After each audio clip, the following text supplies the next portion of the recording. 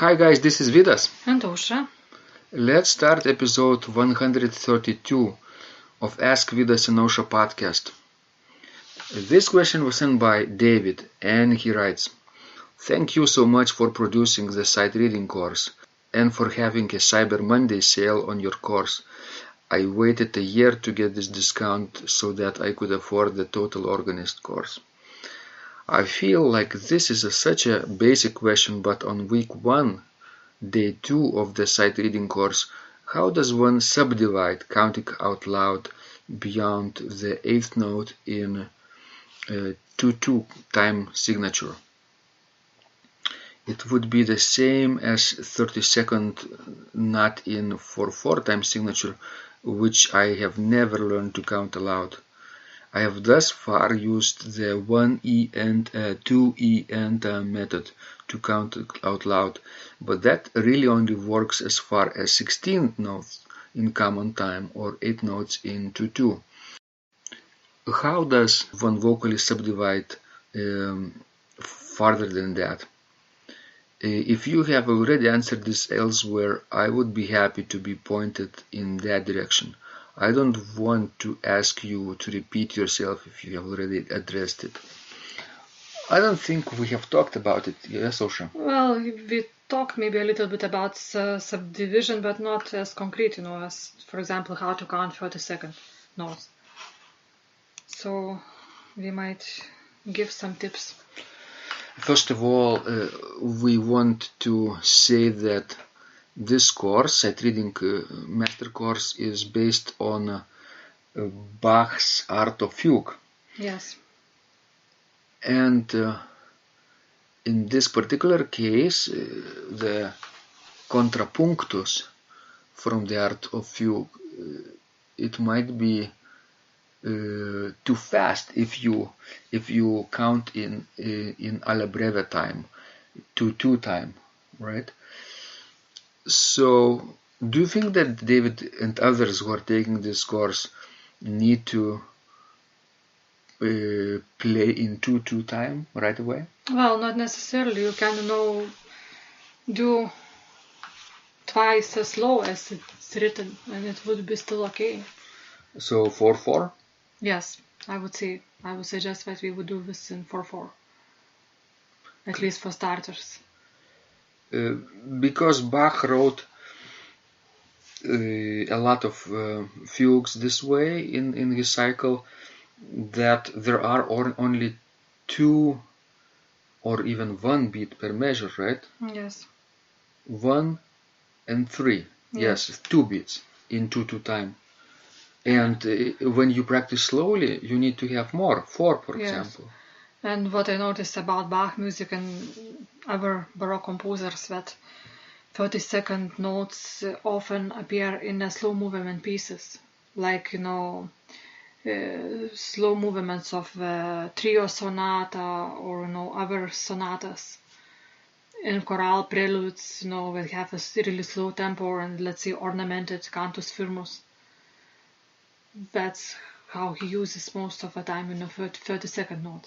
In fast tempo pieces, he uses basically 16 notes, 16 and 8 notes, but 32nd very often appears in the slow movement. So there is no way you need to rush that contrapunctus. Do you think that people could write in the parts of the measure themselves in pencil? Yes, that would help, I think, especially for beginners. Mm-hmm. And know how to subdivide. You actually have to do it. The best way to do it, I think, is to do it with your tongue. That you would do it mechanically and you would really feel that you are doing it. You can, do it on any syllable, which is comfortable for you. But to do it out loud? Yes. At least for starters, yes. Have you seen students playing rhythmically incorrectly, but saying to you that they are counting inside? That's very often the case, but it means that we don't count. We, they deceive themselves. Because only doing it loudly first, then you can maybe do it quietly inside. What happens when you do quietly is that you might think you are counting equally. But you will not do it. Yes. Because there is so much to do with your hands and your feet sometimes, and your mind wanders, and your counting rhythm and pulse also fluctuates. Yes. And I remember learning Guillaume, Jean Guillaume piece called Icarus that I had to prepare. That's a challenging piece to learn rhythmically and technically, because actually this is his original improvisation, which was written out later by somebody else, I believe. And it has lots of fast passages. And what I did when I learned that piece is that actually I subdivided loud first, and I subdivided 32nd notes, because usually you look at the piece of music and you choose the smallest note values and you subdivide in them first, and that will help you. So if the smallest note value is the 32nd, you subdivide 32nd. If it's 16th, then you subdivide 16th. This is especially true in modern music, in rhythmically advanced music, right? Like music of Messiaen. Yes. Like in his pieces, he uses,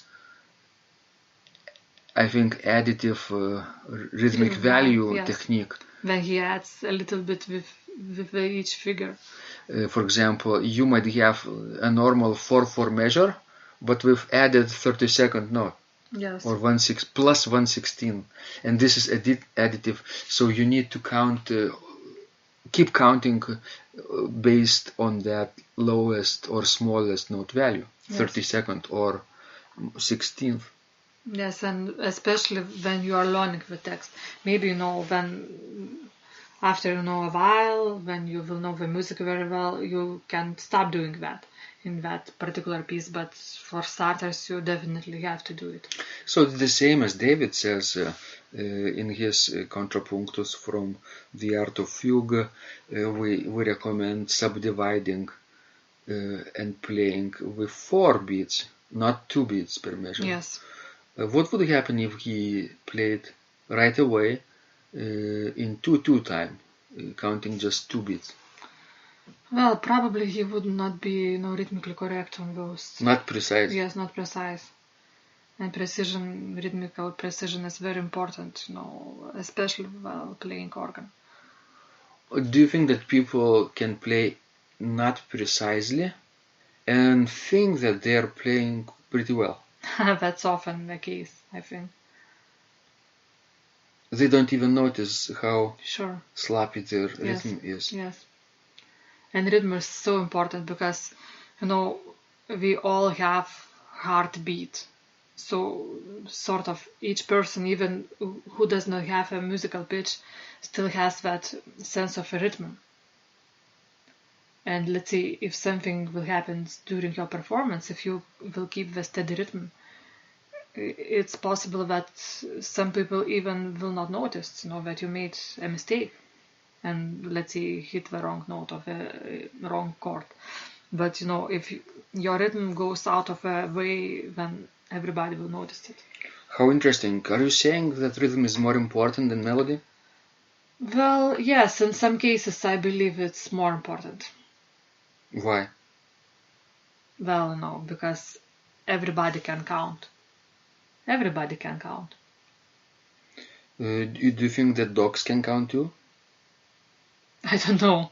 I mean, human beings, all people can count. 1, 2, and 3, 4.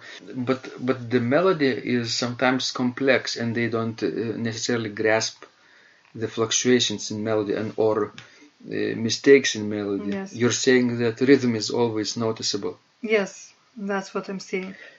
Especially in the music of common period, in Messiaen, I think nobody would notice if you are playing something rhythmically incorrectly. Or melodically incorrectly. Yes, definitely. But I'm talking about, music written in a common period. With Messiaen's modes, people might have a feeling that something is wrong with the notes if you play the wrong note, because then it's a foreign color. Yes, but you have to be advanced, I think, in music generally, or to have a very good musical intuition. Thank you, guys. This is getting really fun. And send us more of your questions. We love helping you grow. This was Vidas. And Usha. And remember, when you practice, Miracles happen.